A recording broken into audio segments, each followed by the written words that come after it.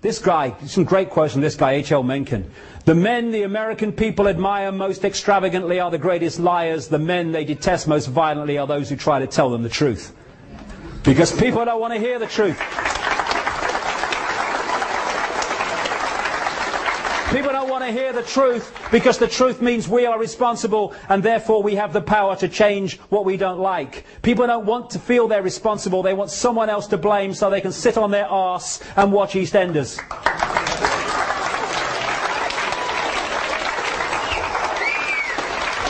This is Oscar Wilde. Wonderful quote from Oscar Wilde. Most people are other people. Their thoughts are someone else's opinions. Their lives are mimicry. Their passions are quotation.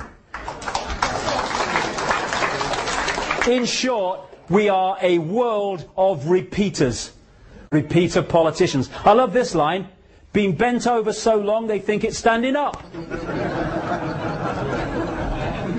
If we had politicians who stood by their their conscience, who answered to their conscience only, and not to career massaging, yes sir, no sir, I'll vote this way even though I don't agree with it because it's good for my career politicians, then we'd have a decent parliament that represented the people. And while this is going on, Big Brother unfolds so fast. As Mencken said, the most dangerous man to any government is the man who is able to think things out for himself. Almost inevitably he comes to the conclusion that the government he lives under is dishonest, insane and intolerable. And it is to stop that awakening that limiting the debate on Big Brother is all about. Secret Agenda, the movie. Puppet people. Follow the White Rabbit. War is peace. Get a brain, Morans.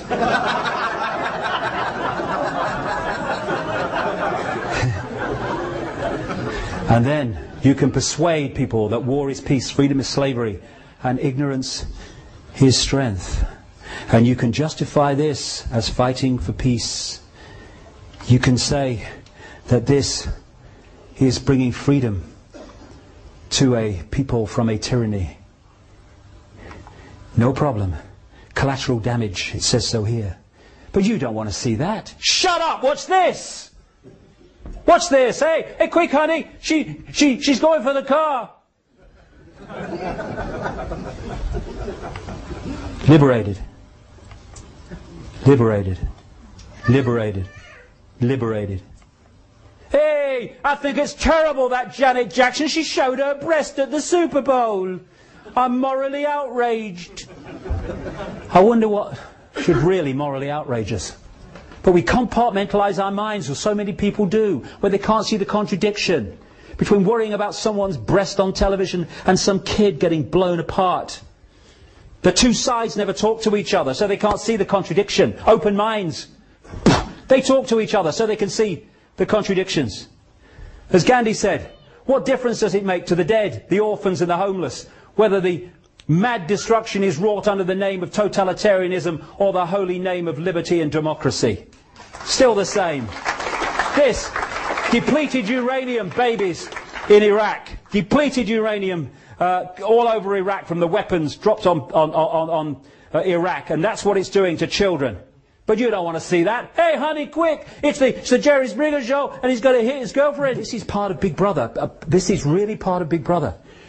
The human body is an electrochemical organism, and if you destabilize it electrically or chemically, you stop that organism working to full capacity. And part of that capacity is emotional and mental sharpness and balance and equilibrium. So the more you pour chemical and electromagnetic, electrical pollution and disruptions into the electrochemical organism, the more you stop that manifesting its true potential for sharp thought and balanced emotion. When you look at the graphs for the increase in the crap they put into food, chemical concoctions and cocktails, overwhelmingly, though certainly not always, aimed at children. And then you look at the graph of the increase in so-called childhood behaviour problems. They go up like they're connected by a magnet. There is a war on our children because they're the generation they overwhelmingly have to suppress. Fluoride in the water is an excitotoxin. It excites brain cells, destroys them, and it suppresses thought. The first known time that fluoride was put into water supplies was in the Nazi concentration camps to keep the people docile. Genetically modified food is designed to genetically modify us. Vaccines, 25 vaccinations before the age of 2, with a growing, still developing immune system. All the stuff they give us. Electromagnetic soup. The rabbit hole is seriously deep. And this is so appropriate. This was said by a pastor after the Second World War, talking about Nazi Germany. He said, first they came for the Jews and I did not speak out because I was not a Jew. Then they came for the communists and I did not speak out because I was not a communist. Then they came for the trade unionists and I did not speak out because I was not a trade unionist. Then they came for me. And by then there was no one left to speak out for me.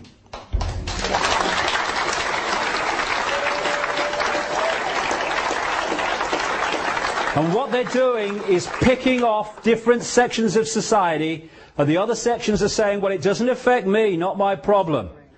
And eventually enough sections are picked off for those that were looking the other way to be picked off also. That's how it is. Divide and rule. Not my problem. Well, it is our problem. Injustice anywhere is a threat to justice everywhere. Martin Luther King. Absolutely it is. And what we need to do is stop making excuses. Injustice anywhere is injustice everywhere, potentially. Because next time it's going to be us. And it's a house of cards, this. It's held together. The power that is used to enslave us is the power we give to the enslavers every day. They don't have power. They have our power. We give it to them. It's time to take it back. And by that, it means unity. So we might have a different religion or no religion. So we might be a Jew or a Muslim or a Christian, or might be black or white or sky blue, bloody pink. This is not a big brother global agenda to enslave Jewish people, or to enslave Islamic people, or to enslave white people middle class.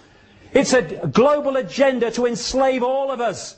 And if we don't unite and we go on being divided and ruled, then they will enslave all of us. If we unite, get rid of the nonsense fault lines of manufactured division, and then through unity of response and non-cooperation with our own enslavement, they will not be able to do this. As Gandhi said, you must be the change you want to see in the world. We are the world.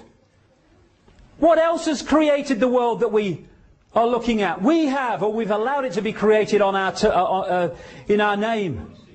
There is no path to peace. Peace is the path. We've got to stop fighting each other before we divided and ruled into total enslavement. And Martin Luther King said this: cowardice asked the question, is it safe? Expediency asked the question, is it politic? Vanity asked the question, is it popular? But conscience asked the question, is it right? And there comes a time when one must take a position that is neither safe nor politic nor popular, but one must take it because it is right. And we are there now.